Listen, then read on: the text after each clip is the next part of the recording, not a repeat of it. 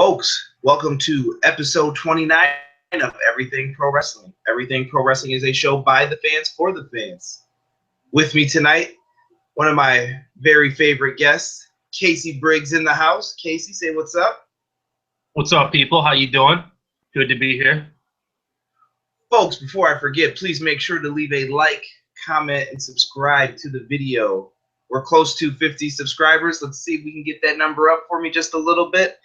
And usually we start off talking Monday Night Raw, and you guys know I'm in the mood for all these changes and stuff going on because SmackDown's taking over my time slot, which I don't appreciate, WWE. But Raw sucked last night. So guess what? I'm not talking about it. It's been cut from the show because it sucks so bad. Casey, you have any quick thoughts on that Raw? Yeah, didn't I text you right when it started? I was like, what the hell is this food fight crap? Like, you tried defending it for a second, and then, yeah, you were like, nah, it's Raw sucks. The best part was Kevin Owens eating food under the table. That's all I had. But, it was just hot garbage, and then it ended with hot garbage, that 16-man tag match with a bunch of people I don't care about on one side and a couple people I care about on the other side. I want to know who signed off on that being the main event. Well, screw that. We're going to talk about something that's actually exciting for once. There's not really too much scripted tonight, so we're just going to kind of shoot from the hip. We're here to talk about Ultimate Lucha Dos. If you do not like Lucha Underground, I get it. It's not for everybody. It's shot like a movie.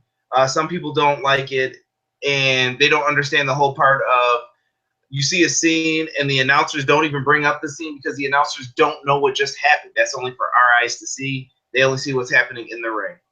Got it? But Ultimate Lucha. By the way, that's Ultimate Lucha 2 for the English-speaking fans out there. And that's actually Final Fight 2. I had to translate ready for you guys. Thank you, Google. So first match that they have coming up here is a four-way for a unique opportunity.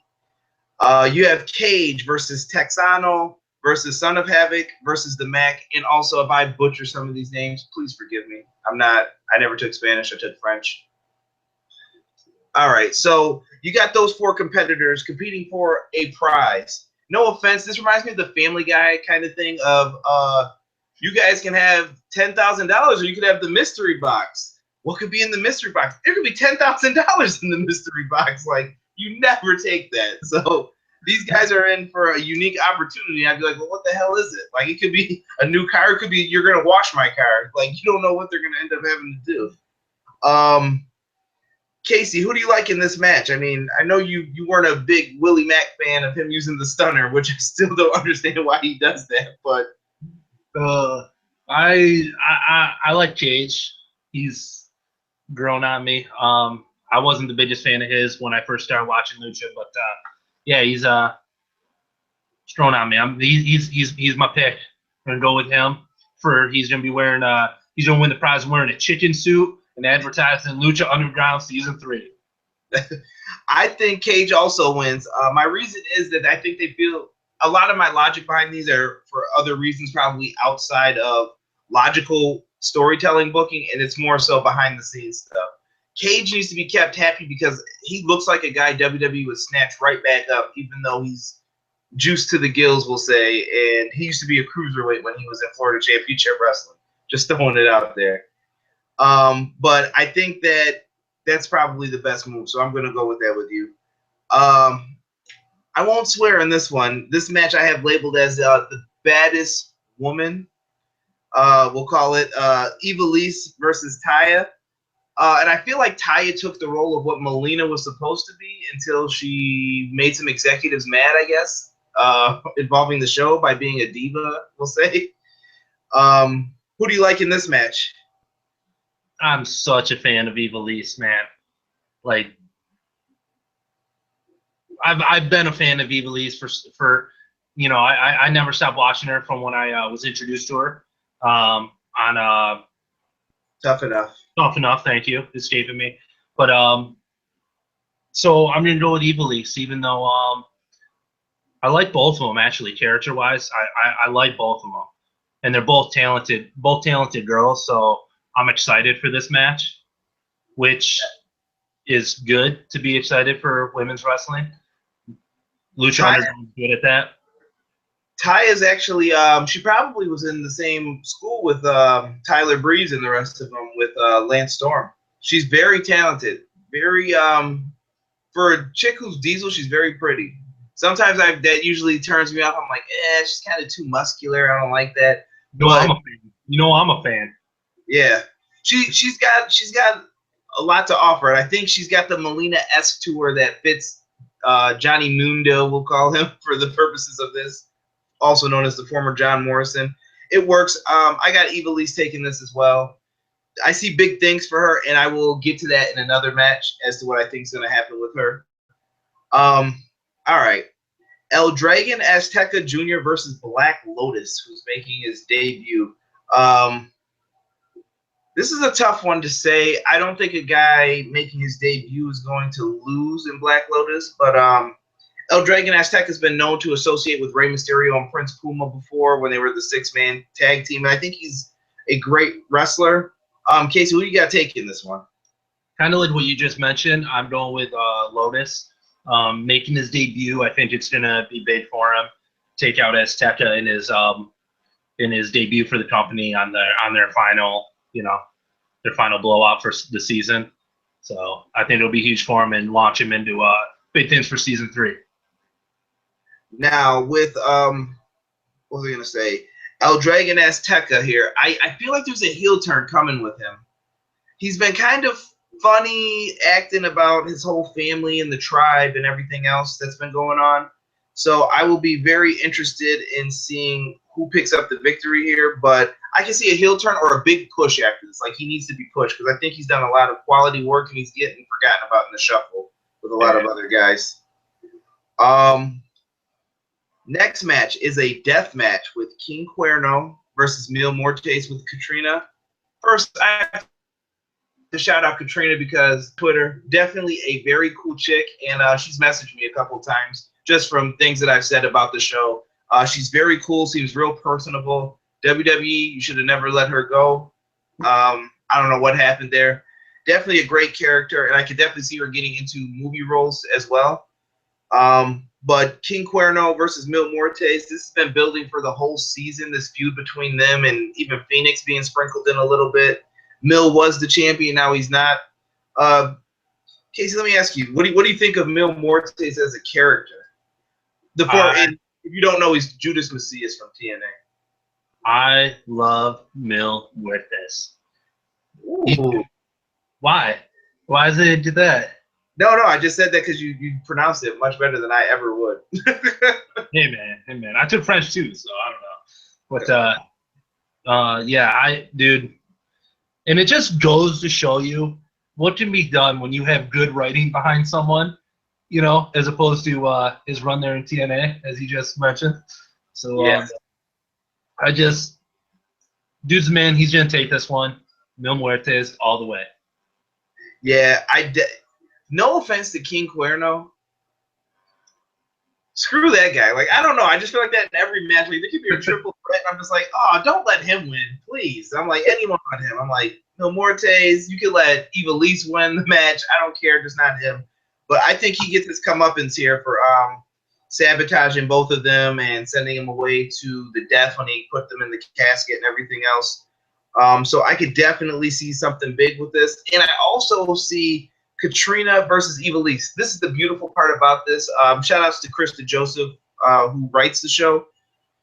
I love the beauty of how they brought up Ivelisse and Katrina. They're coming out of the office and they walk past each other. And I love that they said, "Don't think I forgot about you yet." Because that's the match everybody really wants to see. And then it's like, oh, okay. And they just give that exchange. Just the little things like that are coming. And they tease it for you for the next season. And I'm like, yes. So I see it happening, and I see big things for Mil Muertes again. Let's see here. All right, we got the Gifts of the Gods Championship. They love these six-way matches for this stuff, too. Like every man for himself. Maybe I'm missing something in the Lucha background, but the competitors in this one are Sexy Star, Daga, Sinestro de la Muerte. I think I pronounced that right. Marty the Moth Martinez. He was also on Tough Enough. Mariposa, Killshot, and Nightclaw. The free token from or coin from I can't think of the guy now. Puerto. So he got the coin from him. So he's just in the match. Casey, this one could go a lot of different ways. Who do you like in this one? Because I like several competitors in this match, but I gotta this one's gonna be batshit crazy. Is what this is gonna do. This is what you said. Like they just toss in like, oh yeah, we got all these talented dudes that aren't doing anything. Let's just toss them all in one match and see what happens. So I think this one's gonna be super exciting. De la Muerte is yeah, I like that. And Killshot. I'm gonna go with Killshot coming out victorious, coming out on top. But man, it's tough. This one's tough because when you have so many good people in there, like it's hard to like narrow it down to who you think's gonna win.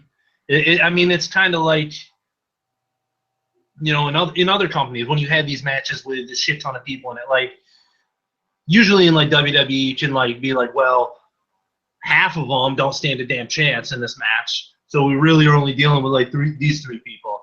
But I feel like in Lucha anything's possible with their crazy matches.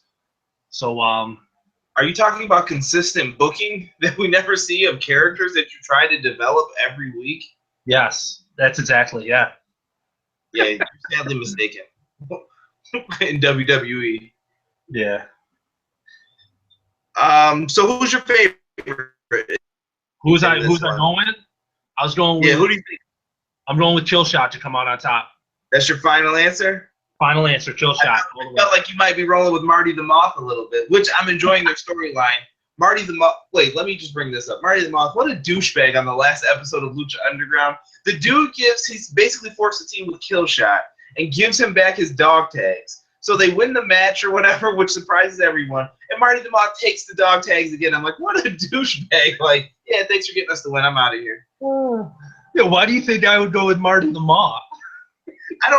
He's a tough enough guy. I actually like him. I thought he was going to be one of the better ones on Tough Enough. I saw him getting to the end until he injured his leg or ankle. I can't remember what he hurt, but he definitely has potential. Minus the little belly fat that he always has hanging over the trunks, but he's a big dude though, so he's got a lot of potential. And for me, I'm going with Sexy Star. Here's the reason why. She got pushed previously into a bigger role with her match with Mariposa, so I think that they have plans for her. And if some of you don't know, there was an article about Sexy Star leaving pro wrestling to go into boxing now because her husband's a boxer. So we'll see what happens with that. Daga's wrapped into another storyline with I can't even remember the woman who wears the blue mask now. You know who I'm talking about. She's been following around for weeks. Moon something. She's been following around for weeks, and then Sinestro, he doesn't do too much. Marty the Moth and Mariposa and Killshot, I feel like will cancel each other out. And Nightclaw's a new guy who you can showcase his talents there. So I'm going with Sexy Star as my pick for the win. Next, we got the Trios Championship. Now, this is, I think, the hardest match to pick. You have Johnny Mundo, Jack Evans, and PJ Black, formerly known as Justin Gabriel for you WWE fans, versus Drago, Phoenix, and Aerostar. And I love Drago's mask. It's super creepy. Phoenix, probably one of the best high flyers in Lucha Underground. And Aerostar reminds me if Rey Mysterio had a baby with Max Moon. And that's what I think would come out because of the dip and all the weirdness that they try and protrude for it. Who do you like in this match, though, Casey? Who do I like to win it? Yeah.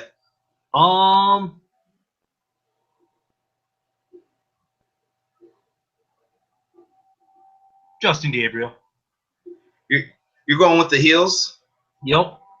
I actually have the same thing, but my logic is so jacked up with it. Now, this is another weird theory thing. I think the heels have to win, number one, because the faces and heels have been splitting all the matches that I predicted so far. And I think that Johnny Mundo, Jack Evans, and PJ Black need to keep the belts more than these three need to win it. And I think that they can feud with each other, even in a triple threat. Three masked competitors who go at it. Because Drago and Aerostar had a feud before in the beginning of Lucha Underground, which is what started all of this. They had a feud. Phoenix got kicked out of the group because he was supposed to tag with Jack Evans and PJ Black, but Johnny Mundo and Taya showed up in the locker room, beat him up, and took his spot. So I go with the heels in this one as well. The last two matches, I'm super hyped for. I know you're not going to be hyped about this one. And Ice, I know you're talking crap right now about Rey Mysterio, so please stop. We have Prince Puma versus.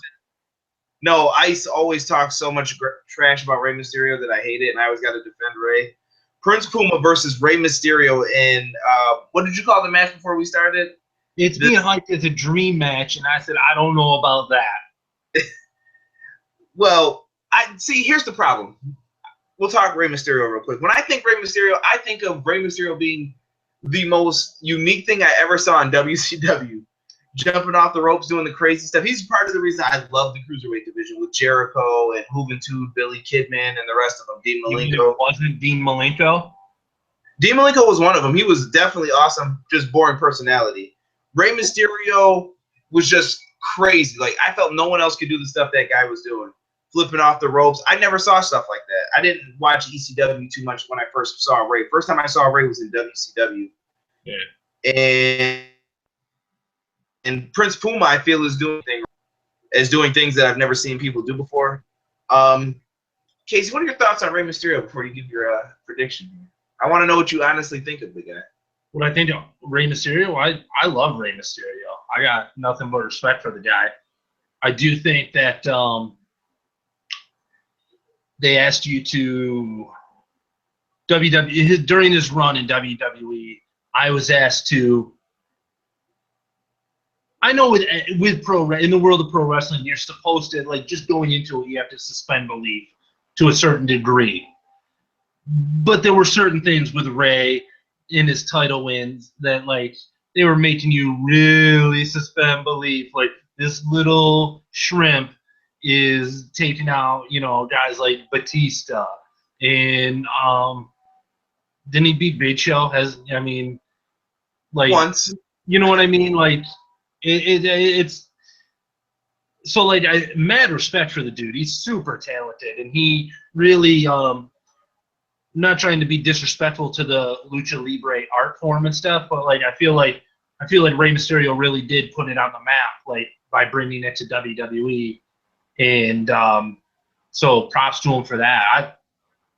I love the dude. He's super talented. Glad to see that he's still getting some respect in Lucha. Yes. Rey is definitely an interesting character. Prince Puma is also Ricochet, if nobody knows that. So Ricochet is an amazing worker, I feel. He had that match with Will Ospreay that a lot of people were disrespecting, including Vader, who said he wasn't feeling it. But now Vader's wrestling Will Ospreay at like an indie show, and I'm like, oh, funny how that works. Let's do business, guy. I'll show you how we do this. In this match, Ospreay's gonna be walking out of the ring with some welts after that one. Yeah, ask Sting about those, and Mick Foley. Oh, my eyes.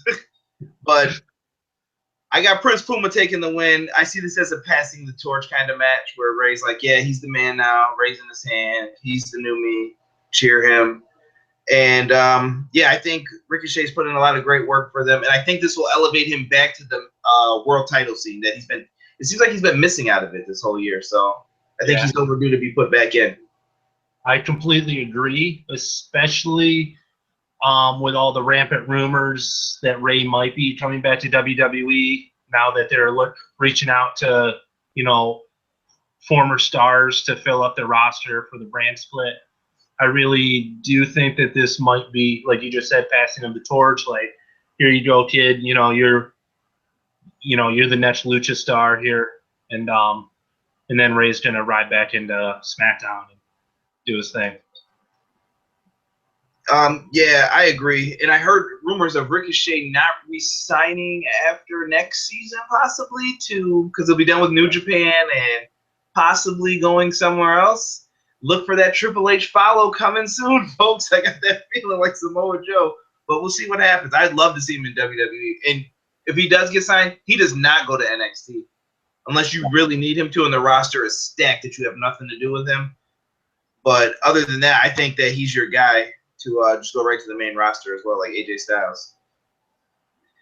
And we get to the main event, folks. I've been looking forward to this since probably season 1 when I watched the match between Pentagon Jr. and Vampiro, which was kind of weird that they fought each other the whole time and Vampiro was his master. And Vampiro's on commentary and he never makes references to this at all, that he is his master and all the craziness that ensued in the beginning. So we got Pentagon Jr. versus Matanza Cueto.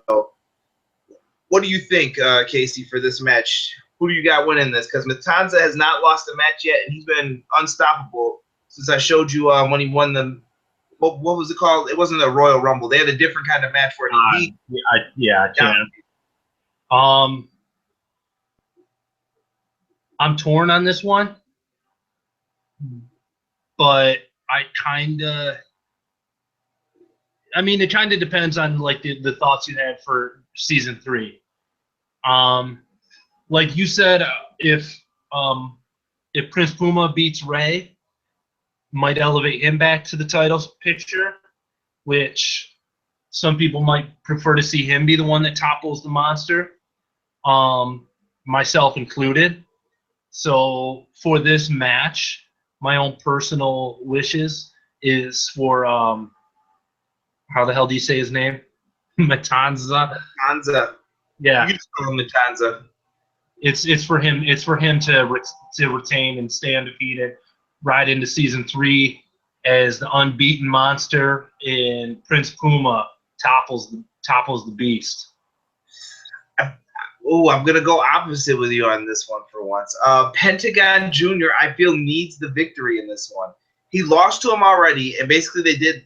I think of it as the Batman angle of having his back broken. And Vampiro sits there and tells him he's weak. You're not going back out there to fight him yet. I'll tell you when you're ready. And he basically even beat him. It looked like a BDSM torture chamber that he had him. And I was like, what is this? He's laying on his stomach and he's beating him with like a kendo stick or something. I'm like, geez Louise. That's how you heal up. That's how you heal up, bro. It just reminded me a lot of Bane and Batman, like the broken back. And I like it. And I think Pentagon Jr. needs to win. People love this dude. He doesn't even. I don't even understand what he's saying when he's talking, like basically the promo. And I'm like, thank goodness for subtitles. But the Zero Fear, I love it, and I think he's going to be the one to slay the monster and finally pick up the big victory here. And there's so many other things that are going on with Lucha Underground. You got to check in and check them out. I know Forbes has an article up. Check out Solid Monster. He talks about it too. Plenty of good guys to talk about that with. Casey, I got 2 questions for you. Real quick before we get off Lucha Underground. Matt Striker and Vampiro is an announced team. You like them? Are they good? Yay, nay? I like them. They're not my least favorite current, commentating team.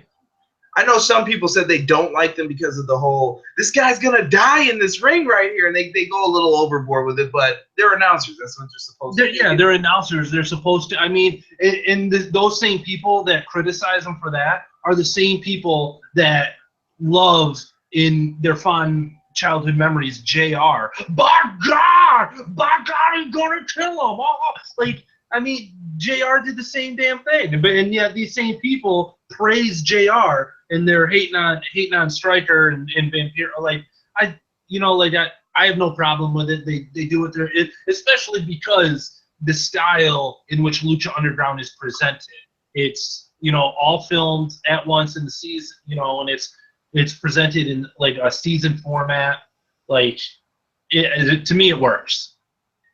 Yeah, the only issue that I had that stopped them from basically being my favorite announced team is the simple fact that Stryker gets too cutesy sometimes. And I hate when he says stuff like, oh boy, Vampiro, I'm marking out. And I'm like, oh God, Stryker, please do not say that. That's the only thing that stops him from being up there with like Mauro Ranallo and Corey Graves and all them. And he used to do it in WWE too sometimes. And he'd have good moments where he'd do it like 1, 2, holy, and then and Diesel came out the one time and he did it right perfect with the horn. And then there's other times where you're just like, Striker, shut up. You're totally wrong about your facts and you're acting like a school teacher. But folks, I highly recommend you check out Lucha Underground. It's on the El Rey Network. El Rey, if you want, give it a retweet, whatever you want. Hopefully I can get to review it next week as long as there's not too much stuff going on in the wrestling world. And our second topic of the night, Casey, is mid-year MVP candidates. Shout out to James Farley, who brought this to our attention in the Facebook group. The link to that will be in the description below if you guys want to join. Sign up, and you can give some suggestions, start conversations, even post non-wrestling related things. MVP candidates. I have 5 guys in an honorable mention down for guys who I think have been performing the best. And it's kind of all over the place. You might be a little surprised with who I picked on this list. I'm supposed to have a list? You don't have. I just have my MVP. One guy gets the award. Screw honorable mention.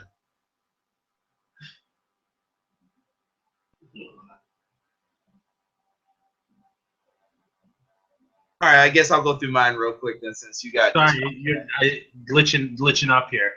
I'm sorry. Yeah, I'll just go through mine real quick then, since you only got one guy. My honorable mention was Roman Reigns. Yeah, people are gonna be like, how could you? Roman Reigns has performed since the Royal Rumble, folks, and until his recent suspension, he's been in the main event spot. I think he's exceeded my expectations for the most part, minus the WrestleMania match where he was put in a horrible spot. But with AJ, I think they tore down the house, and I believe it takes 2 to tango. Is your real MVP the needle he was sticking in his backside, or? We're gonna ignore that, folks. I see why they're bringing it up on the show every week since it happened. We don't know what he did though. They are just letting Seth run with it. They should. They want Seth to be the greatest heel. I read Vince McMahon does, even though we want him to be a face. Yeah, even though the stuff he's saying about him, like as he's supposed to be a heel last night as he's standing on the announce table saying that stuff about Roman. It was all true. I'm like, thank you, Seth, for voicing what I feel. Screw Roman for doing that. But we also know that the heels always tell the truth, and it's the faces that are like, bro, really? Do you expect me to believe that? Like I said, I always tell you, thank you, Kevin Owens, the last dude I can up until like AJ started doing it in his feud with John Cena. Before AJ, Kevin Owens was the only dude that actually like called John Cena out on being a heel for all the dickish things that John Cena does as a character. And so yeah, like bravo to heels that tell the truth. I'm going to darn. I'm looking at my 1 and 2, and that's real tough to decide between. And I put Kevin Owens on that honorable mention list as well. No offense, Sami Zayn. You're probably right in there too on the honorable mention list, so don't think I'm disrespecting you guys. So 5, I have Mil Muertes from Lucha Underground. This guy has always delivered. He's a big man who most people hate the big guys when they come out to wrestle, and Mil Muertes finds a way to keep your attention, and he does it in a badass fashion. So Mil Muertes is my number 5. Love it. Shinsuke Nakamura has been in New Japan and NXT, and he has tore down the house. I have him lower just because he hasn't had as many matches in NXT to tear down the house, and he had a great match with Sami Zayn. I thought his match with Aries was really, really, really good, but it could have been really, really more too. He's just got to figure out the formula a little bit. In his promo package last week, yeah, it was kind of weird, but they're working on it. My number 3, Jay Lethal from Ring of Honor. I think he's probably one of the most forgotten about guys. He's improved so much since TNA. I can actually take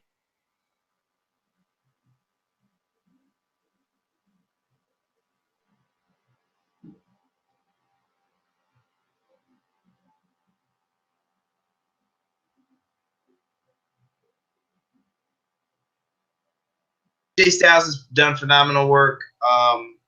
No pun intended. He's been killing it since the Royal Rumble, since debuting with WWE and Wrestle Kingdom. He's been great. Casey, who is your guy, though, that you're giving the MVP, mid-year MVP to? AJ Styles. AJ Styles? He's the man. Like you said, like middle of the year, it worked out perfectly. He debuted in WWE at the Rumble in January, and he's had literally 6 months now of just pure awesomeness. I don't think that it necessarily takes two to tango, like you do. That's why, like, I don't think like a lot of people do believe that, and that's why like when they defend John Cena, they point to his U.S. title open challenge and all the great matches he had there. I'm like, yes, but look at who he was in the ring with for those great matches. He was in there with great wrestlers, and I am of the mindset that a great wrestler can elevate even a crappy wrestler to look good on for one night. And I believe that's what AJ Styles did with Roman Reigns. I'm not saying Roman Reigns is crap, okay? So like I don't hate him as much as a lot of people do, but AJ Styles definitely brought Roman up to a level that Roman had never even seen before or even contemplated being at before. And AJ Styles is just he's beast. He's beast. And now like to be honest, like the one that was like my second one of two things that I liked from last night's Raw. One being the previously mentioned Seth Rollins shitting on Roman Reigns promo. Number two is AJ Styles just talking about how he wants to beat the crap out of John Cena all the time. Like, yeah, you and me both, brother. Like, Hashtag beat up Cena was trending earlier, so now I figured that must be where it came from. Yeah, exactly. Yeah. Like AJ Styles, he's the man. Like he for months he was amazing as a face, and then yeah, he had an awesome heel turn when he just beat the crap out of John Cena in the middle of the ring. He's the man. AJ Styles MVP, no doubt, no question. I'm gonna throw a wrench into your plans here. I'm gonna go with something that Brian Cav mentioned. I got Ricochet in here, and here's the reason why for Ricochet over AJ. And this one could go back and forth. I could flip flop either way. Ricochet has been in so many different companies, from PWG to New Japan to Lucha Underground, and he's putting on great 4.5-star matches every night with anybody, whoever he gets in the ring with. Is his stuff a little wonky sometimes? Sure. Maybe sometimes I'm like, too many backflips. Take it easy, buddy. But Ricochet has done his darndest, and he's done great work, whether he's working with Matt Sydal, people in Lucha Underground. He could be at PWG. He could be at some indie house show. He's going in there to tear down the house, and that's it. And he doesn't take anything less for it. And I think he's going to wind up in WWE because of his hard work. And, yeah. And like I said, I can see any of these five being my main person, maybe except for Mil Muertes because of the season thing. But I can see any of those four definitely flipping any spot and getting in 1 to 2 to 3 for the rankings for me. And I think we'll have to do an end of year show just to see who wound up being the best and who held it down. Because I even think Kevin Owens could creep in here as well. Oh, absolutely. All right. And our last topic of the night, it is Brock Lesnar. Casey, I'm going to probably need your help with some UFC talk here. But we are going to give predictions for some UFC 200, at least for that fight. And if you want to run through the card, I don't know if you can pull it up or whatever, but I'll pull it up real quick. Yeah, and I'll let you even talk about it. Give you a little bit of time. But here's what I'm going to ask you first before we get into predictions about it.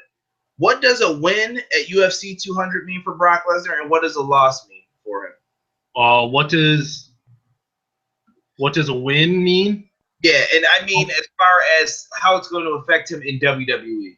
A win, I mean, don't know if it'll really affect him too much in WWE because it'll just fit in with the character they've created for him. They've kind of built him into this unstoppable beast. Aside from like random shit happening during some of his matches and him getting screwed and blah blah blah. Like for the most part, 1-on-1, he's gonna destroy you. Like that's what they built him into. So if he wins at UFC 200, it just feeds right into that. Let me ask this real quick before you move from that. If he wins at this event, could you see him wanting to do more after this? Oh, absolutely. You mean more UFC fights? Yes, that's another concern I think that they have to think of. Like he may want to do more if he wins. Absolutely.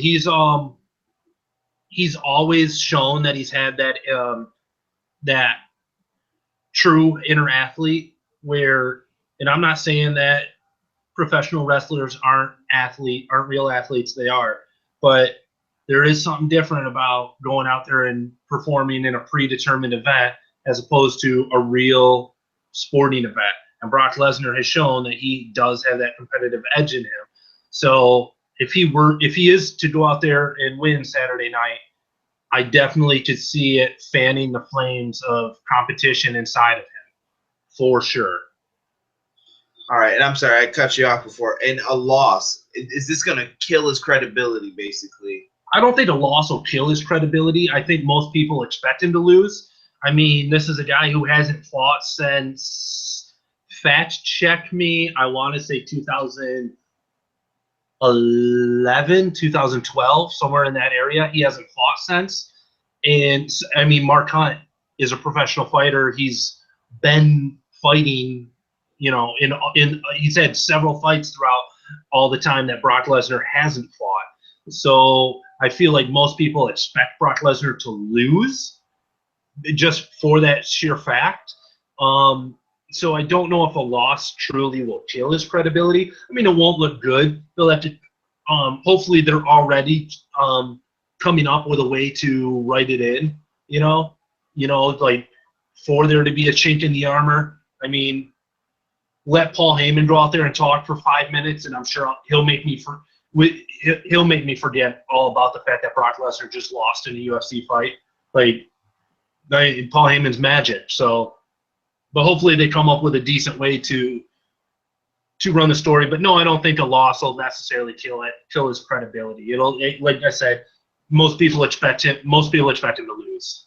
I said the same thing. I think if you put a sacrificial lamb out there, or have Paul Heyman talk about Brock's pissed, and now he's going to come and take whatever he wants from here, and you let him take the WWE title again or something, and he's right back to being elevated right where he was within WWE.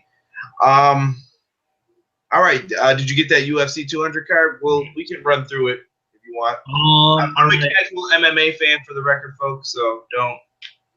I'm not really going to pay too much attention to the Fight Pass prelims. I'll go to the Fox Sports 1's prelims. We have Sage Northcutt, who is kind of a, love him or hate him type of character there in the UFC.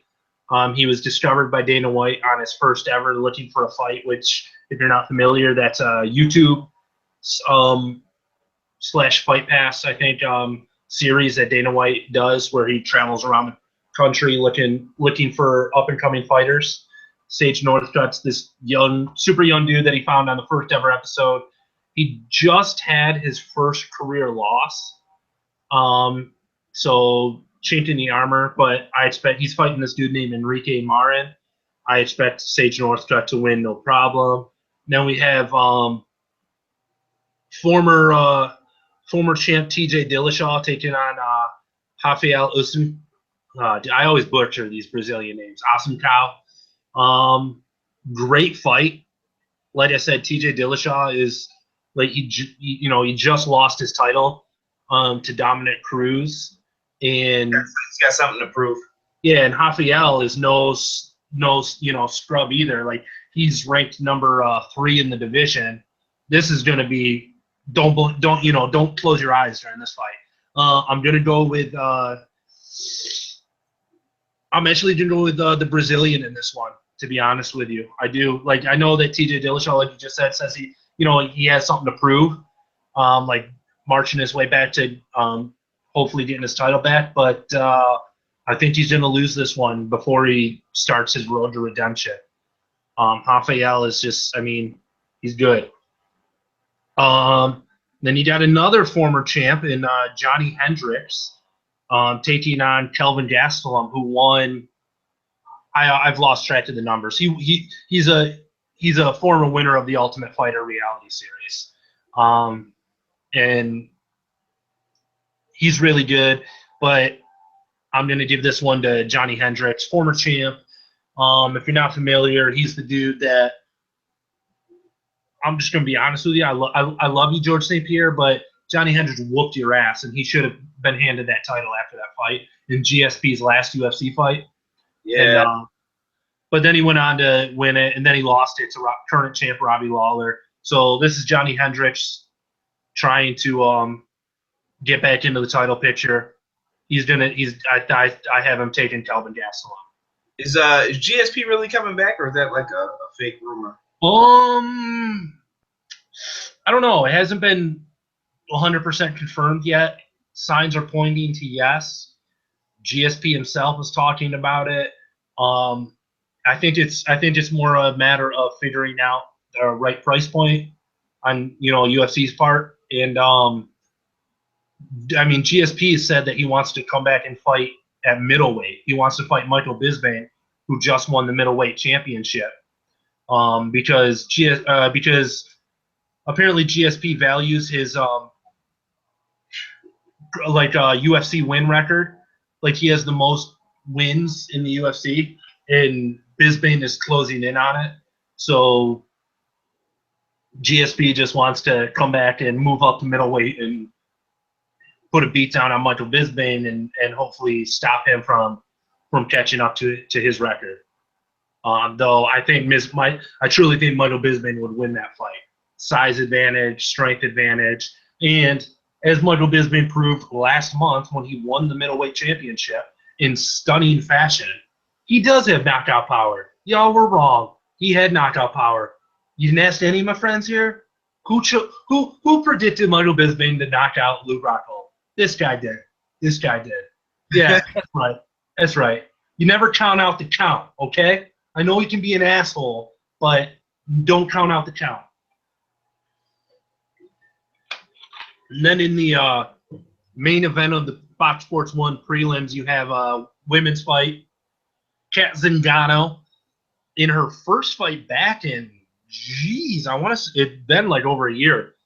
I think her last fight was her knockout loss to Ronda Rousey.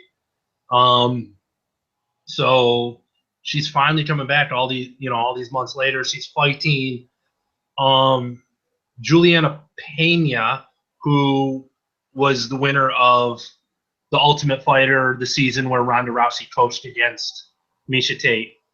And so I'm actually gonna predict, and she herself, Pena was out for a while with injury. I think she like freak accident in the gym, like blew her knee out or something like that. So she's coming back from injury. I'm gonna go with Pena to get the win. And she does not like. She was on Miesha Tate's team. She does not like Rousey. I would love to see her fight Ronda Rousey at some point in her career. Because I don't know if you know this, I'm not a Rousey fan. Don't like her. Don't care for her. She pouts. She whines. She's a little brat when she doesn't get her way. I do feel like she was built up by Dana White and the UFC machine into something that she wasn't. They gave her a lot of cream puffs to pad her record, and just not a fan of her. So I would love to see Juliana Pena get on the winning track after this injury and hopefully fight and whoop Ronda Rousey. So you could say that I don't really care if Rousey comes to the WWE. I'm not excited for it. I wasn't excited for it when she jumped over the barricade at WrestleMania with The Rock and put a whooping on Steph. Like, I don't care. She sucks. I see the business end of it. I see why people would want to see it, but I hear your point too, from the MMA fan standpoint.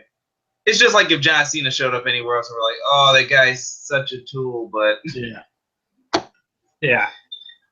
Main card, heavyweight fight between Travis Brown and former champ Cain Velasquez.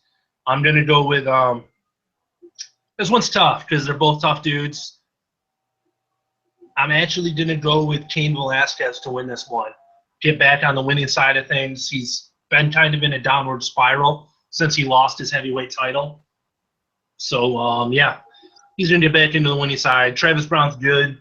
He's not that good, though. Then you got interim. You have an interim title match here for the featherweight title. Because as we all know, my boy Conor McGregor, whose 28th birthday is coming up in, a week and a half here. His birthday is July 14th, same as mine.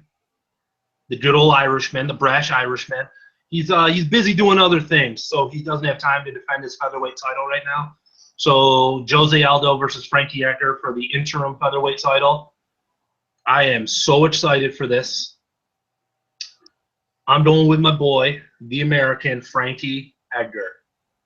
He is going to beat Jose Aldo. I know Jose Aldo beat him before, but it wasn't like Jose Aldo usually wins in decisive fashion. His win over Frankie Edgar was not decisive. Frankie's gonna avenge that loss. He's gonna become the interim champ.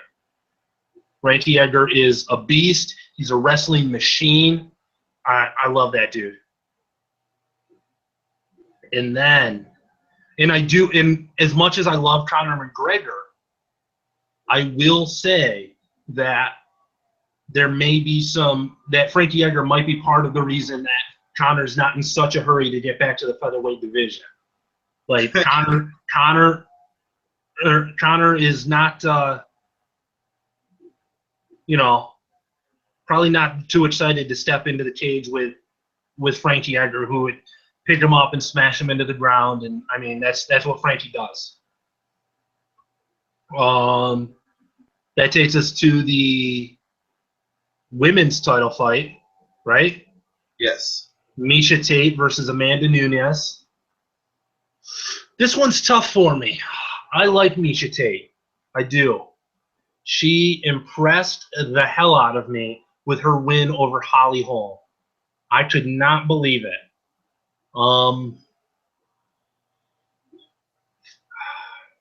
gonna go with the champ retaining here. I agree. Champ holds onto her belt. She finds a way. She's got good wrestling. That's gonna be where she wins the fight. And obviously that takes us into the big spectacle fight here in the co-main event: Brock Lesnar versus Mark Hunt. I know so many people don't give Brock Lesnar a chance. Because like I said, Mark Hunt has been doing this. This is what he does. He's a pro fighter. He hasn't been off for 5 years, doing WWE stuff. He's been in the UFC knocking people out. And his strong point is Brock's biggest weakness. Even when Brock was the UFC champ, he did not like getting punched in the face. And that is what Mark Hunt does harder than anyone. He punches people in the face and he knocks them out. So most people are like, well, ipso facto, Mark Hunt easily wins by knocking Brock Lesnar out. Not so fast, people. Because what you fail to comprehend is the fact that Mark Hunt's biggest weakness is Brock Lesnar's biggest strength. Mark Hunt does not have a ground game. He has good takedown defense, but he does not have a ground game really to speak of.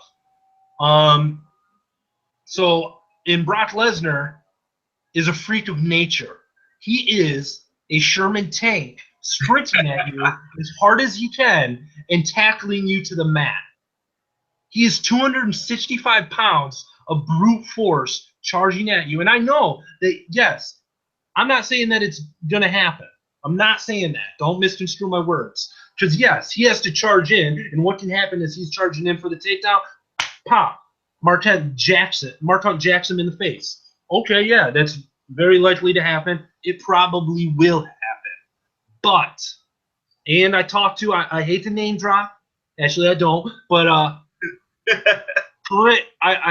current undefeated welterweight fighter Brent Primus. He fights for Bellator. He lives here in Eugene, Oregon. Fights out of Eugene, and comes into the store I work at, fairly frequently. And I asked him about this a couple weeks ago. I asked him what he thought of the fight. He's not a big Brock Lesnar fan, but he said Brock Lesnar's wrestling game is real and it's scary. And like I said, he's a freak in nature. His size, his agility, his speed for a dude that's built like him, it's uncanny. So he said that there's a legit possibility of Brock closing that gap and double leg takedown, boom, Mark Hunt's on his back, and that's where Brock Lesnar shines. So, you know what? I'm going to say it. I'm locking it in. Brock Lesnar for the win. I am saying it. Brock Lesnar for the win. I have the same prediction. I always think people underestimate this guy. I even remember the Shane Carwin fight. Everyone's like, oh, yeah, Shane's going to knock him out. And I do think UFC protected him back then. Because I felt at the end of the round it should have been over with Shane Carwin. Because Shane, I'm like, he's not protecting his face, guys. Herb Dean, stop this. But Shane Carwin's pounded on him. But when the second round started, Brock was pissed. He got up and was like, oh, no, you're not going to do that again. Slammed this guy down and basically ended him. Yeah. I think if Brock sticks to his wrestling game and does what works for him and doesn't get caught up in that stuff like with Frank Mir, like I'm inexperienced, I haven't done this in a while, or I've never done it, where he kicked him and then Frank grabbed his foot and he tapped out, I think Brock actually gets the victory here and picks up a huge win. And a lot of people like to discredit Brock for what he did in his initial UFC run. What he did was amazing. That Frank Mir fight that you just brought up was, I believe, his second professional fight. Yes. I mean, his first in the UFC. He had one fight overseas, and then the UFC signed him. And in his second pro fight, he's fighting Frank Mir, who was a world-class heavyweight champion who never lost his belt. He just he was in a motorcycle accident, and that's why he wasn't the champ at the time. And best jiu-jitsu artist in the history of the heavyweight division is Frank Mir. And yeah, Brock Lesnar was whooping his ass until his inexperience. Yeah, he threw that leg out there, and a world-class jiu-jitsu artist is going to wrap that leg up, is going to latch onto it and just wrap it up, and that's what happened. And then in his next fight, I believe his next fight was the Heath Herring fight, where he broke Heath Herring's face. Yes. He literally broke Heath Herring's face. I'm not exaggerating. That's not hyperbole. He broke his face. And then I believe he fought Randy Couture for the heavyweight title. He beat Randy Couture, who is a legend in the sport. And I know a lot of people, well, there's a huge, massive size difference. Yeah, there was a massive size difference between Randy Couture and Tim Sylvia. But that didn't stop Randy Couture from putting a beat down on that giant. So stop using the size advantage, the size difference as your crutch there, and why Brock took out Randy Couture. Randy Couture is world class at what he does, and Brock Lesnar handled him. And then, yeah, he was what was the next fight? Was the next fight the Frank Mir fight rematch, where rematch then Shane Carwin, UFC 100 against Frank Mir, smashes him, unifies the belt, the heavyweight belts, becomes undisputed UFC heavyweight champion of the world. Shits on Budweiser in his post-fight press conference, and talks about how hot his wife Sable is, and legendary. And then and then Shane Carwin, which yes, a lot of people make that argument. Maybe it should have been stopped. Fact is, it wasn't, and he went out and whooped Shane Carwin's ass in the second round, choked his ass out with a side choke, and then I believe he lost to Kane after that, right? Yes. And the whole time he's doing this, he's battling diverticulitis. Like, that's not a joke, people. It's not an excuse. Like, diverticulitis is a serious issue, and this man had over a foot of his intestine removed, something like that. Like, that's insane. The whole time he's doing, like, people that want to shit on Brock Lesnar, piss off. You don't know what you're talking about. You honestly don't.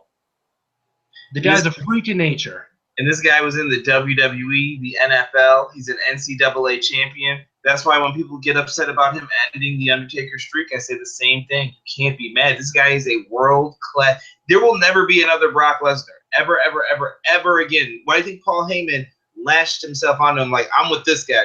Forget it. I can sell him. I can make him, and he can't talk. But everything else, that's all him. I don't have to do anything else. Yeah. Dude, the guy is I am a huge Brock Lesnar fan. I am. And I will be rooting for him this Saturday night as I watch UFC 200. Yeah, there's a strong likelihood I'm going to watch Brock Lesnar get knocked out.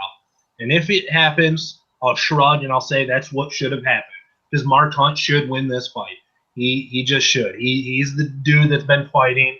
He's healthy. He's been fighting. And that's the other thing that a lot of people, like a lot of MMA fans don't understand. They say, like, well, Brock's been fake fighting. But what they don't understand is that WWE is more taxing on the body than the UFC, is.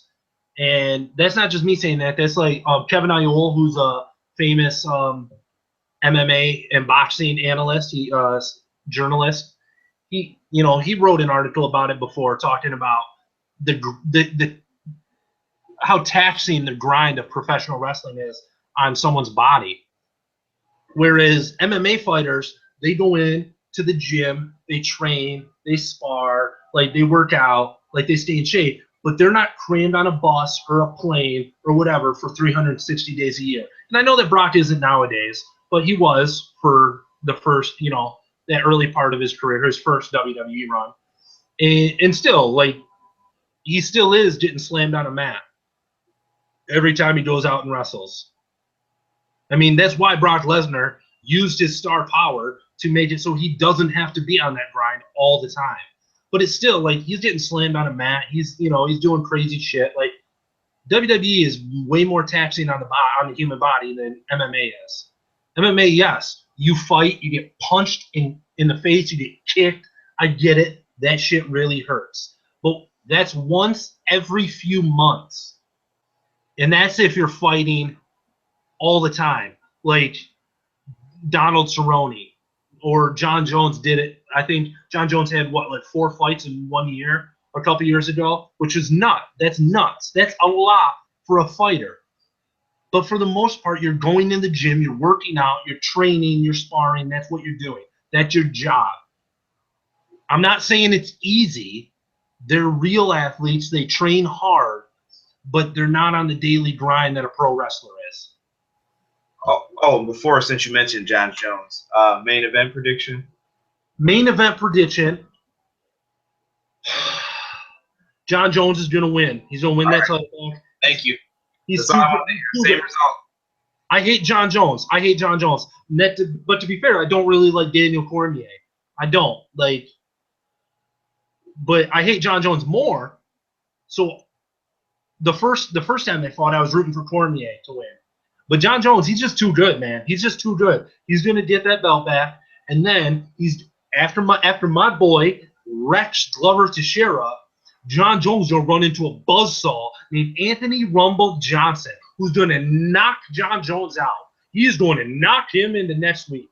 I can't wait. And that's another reason that I am rooting for Jones this weekend. It's because I don't want Cormier to win. I want Jones to have that belt because I want Rumble to step into the octagon with it, because I want Jones to feel the power of Anthony Rumble Johnson punching him square in the fucking face. Sorry, I dropped an F-bomb. But I really don't like John Jones. I think he's an entitled little bitch who, I just do. I hate John Jones. He's an entitled bitch. That's what he's become. Screw him. Screw his stupid little pro football family that ain't shit.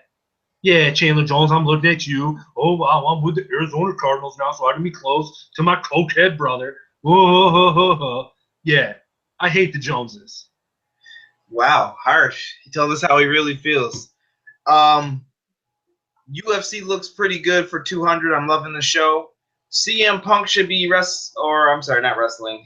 Should be fighting at UFC 203, I believe, in Cleveland, right? I think so, yeah. Yeah, that'll be interesting to see because that's the same arena that CM Punk walked out on WWE in, and now he's fighting his first UFC match there. Maybe it was a coinky dink. I think that's why they moved it from 202 to that. They're like, that's a better story here in case he loses. But we'll see what happens. Last thing I want to ask you about regarding Brock Lesnar, Casey, before we get out of here. SummerSlam opponent was announced on Raw, probably because the show sucked. Yeah, that's the theme of this episode, folks. Raw sucked for the 4th of July. Well, it wasn't announced on Raw. It was announced that it's announced. It's announced that it's going to be announced on SmackDown. They have an announcement for the announcement, basically, saying they're gonna announce who Lesnar. That's how great Raw was. That's how great Raw was. They're announcing that an announcement will be made. Who do you see going into this? Basically, give me your realistic answer, and who do you want to see? Realistic, I do think that the rumors maybe about Randy Orton being across the ring from him at SummerSlam are probably true. The timeline seems to be fitting perfectly.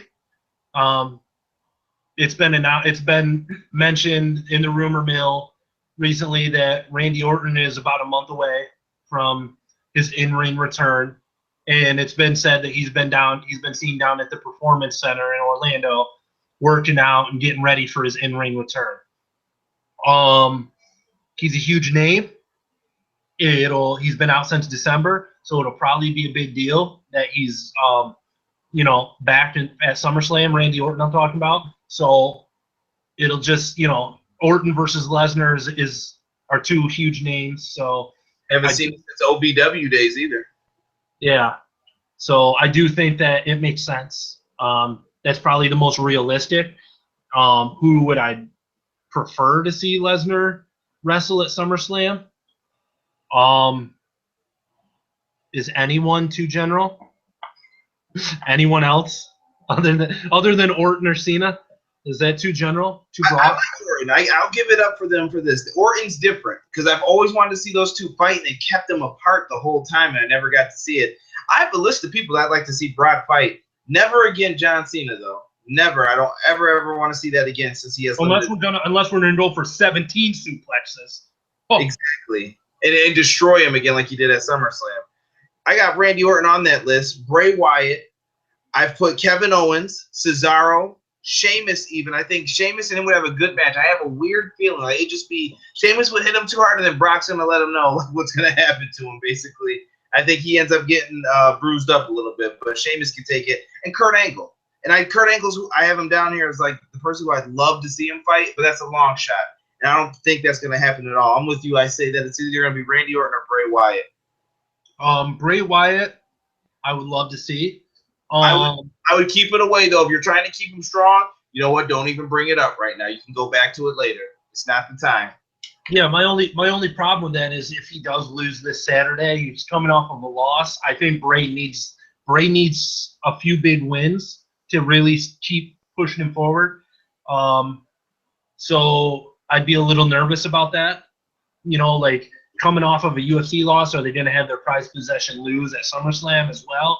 Maybe they could write that into the storyline, and then Brock goes away for a while to like regroup and train harder. Maybe that you could write that in storyline wise. Might make sense, but I don't know. Like I feel like whoever it is, Brock is gonna beat. So that's why I'm a little nervous to put Bray in there against him. I would love to see Bray take down Brock Lesnar. It's been a dream match of mine for a while. Kevin Owens is another one up there, but I feel like he's still got some unfinished business with Sami Zayn, yada, yada, blah, blah. So. And I think Cesaro could just perform some magical stuff. I think Cesaro's so strong that it would be like, wow, look how strong this guy is, and he's tossing Brock around like this. Yeah. I think he can do some really cool stuff with that, but yeah. We'll see. Hopefully WWE smartens up and starts switching up who Lesnar faces instead of, oh, you're going to fight the same guy 3 times. And hopefully Undertaker doesn't show up at UFC 200 saying, yeah, I'm going to get you back for what you did to the streak or something with the the look on his face. But go away, Undertaker. Go away. That's it for episode 29. Casey, do you have any shout-outs you want to give? Shout-outs. Shout out to my mom. I love her. Nice, very nice. But no, yeah, I mean, follow me on Twitter, BabyBridge21. That's basically across all social media. So. And also, Casey will be competing again against Nelson Balla in our mock draft soon coming up. So I mean, is it really a competition one? If foregone conclusion that I'm gonna do better? I mean, really? I wouldn't say that just yet. You never know. Bala may have some tricks up his sleeve that he hasn't unveiled yet. But I like Bala. Absolutely. Folks, that's episode 29. We will be back next week with Everything Pro Wrestling, episode 30. If you got anything for us, leave it in the comment section below, and we are out. Thank you.